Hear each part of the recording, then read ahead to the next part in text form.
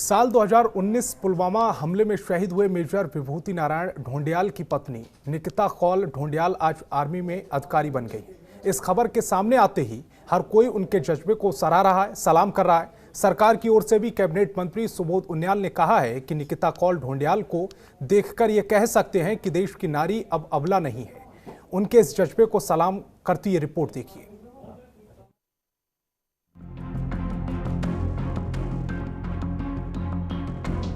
जम्मू कश्मीर के पुलवामा में शहीद हुए मेजर विभूति शंकर ढोंडियाल की पत्नी नितिका कौल ने इंडियन आर्मी ज्वाइन कर ली है। आर्मी ज्वाइन करने के बाद अब वो लेफ्टिनेंट नितिका ढोंडियाल बन गई हैं।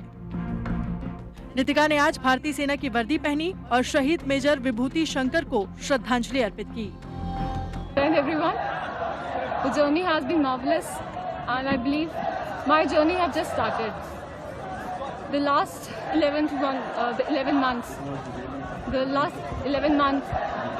has made me learn so many things in my life. And I would like to thank everyone who have kept faith on me. My mother-in-law, my mother, and all those who have been part of the journey. I probably would not have done without you guys. And I would just like to say that the way you have kept faith on me, that have made my journey easier. And I just would like to end with saying that everyone, please have faith in yourself. There's absolutely nothing that can stop you from achieving what you have aimed for. Just have faith. Jai Hind, be safe. 18 फरवरी 2019 को major Dhoundiyal Jammu Kashmir के पुलवामा में हुए एक encounter में वीर गति को प्राप्त हुए थे। 14 फरवरी 2019 को पुलवामा में सीआरपीएफ के काफिले पर आतंकी हमला हुआ था। इसमें 40 जवान शहीद हो गए थे। इस हमले के बाद ही पुलवामा के पिंगलान गांव में आतंकियों को ढेर करने के लिए सेना ने एक ऑपरेशन चलाया था। पिंगलान में हुए इस एनकाउंटर में 4 सैनिक शहीद हुए थे। इन शहीदों में मेजर रैंक के ऑफिसर विभूति ढोंडियाल भी शामिल थे।